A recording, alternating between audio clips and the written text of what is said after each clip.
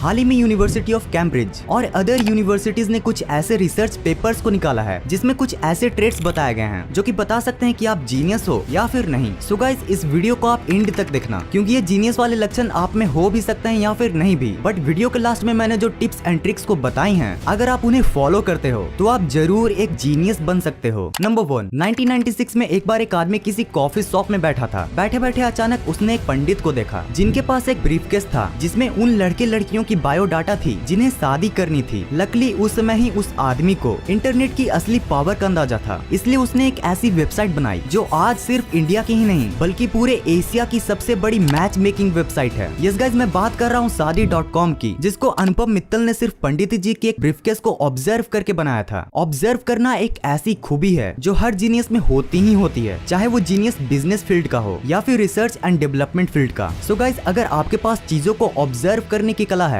तो कांग्रेचुलेशन, आप डेफिनेटली आज नहीं तो कल कुछ बड़ा तो जरूर अचीव करने वाले हो। नंबर 2, क्या आप जानते हैं कि एल्बर्ट आइंस्टाइन, अमेरिका के presidents Herbert Hoover, John F Kennedy और वॉल्ट डिज्नी जैसे जीनियस में क्या चीज कॉमन थी? वो सभी के सभी डूडलर्स थे, यानी कि ऐसे पर्सन जो काम के बीच बीच में चित्रकारी भी किया करते हैं। अब इनके डूडलिंग का तो मुझे नहीं पता, पर यारो असली डूडलिंग की क्रिएटिविटी तो क्लासरूम में नजर आती है।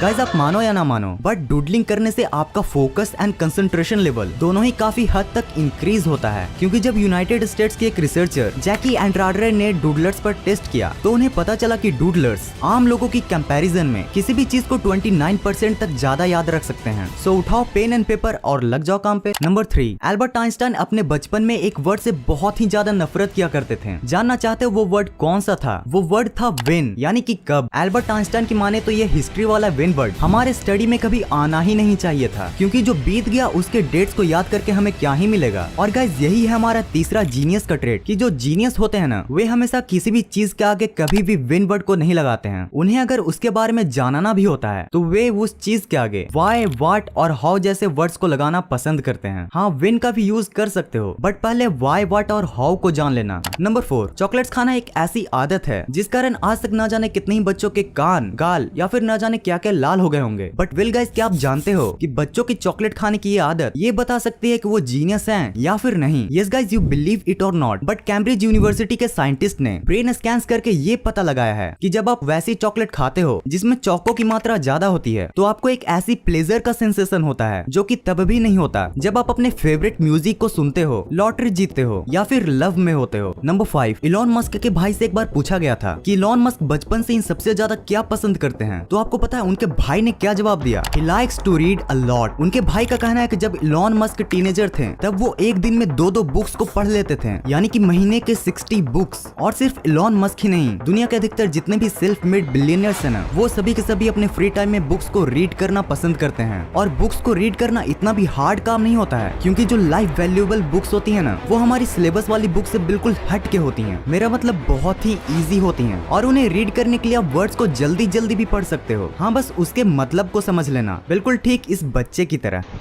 Hi जीजू। Hi जीजू। What are you doing?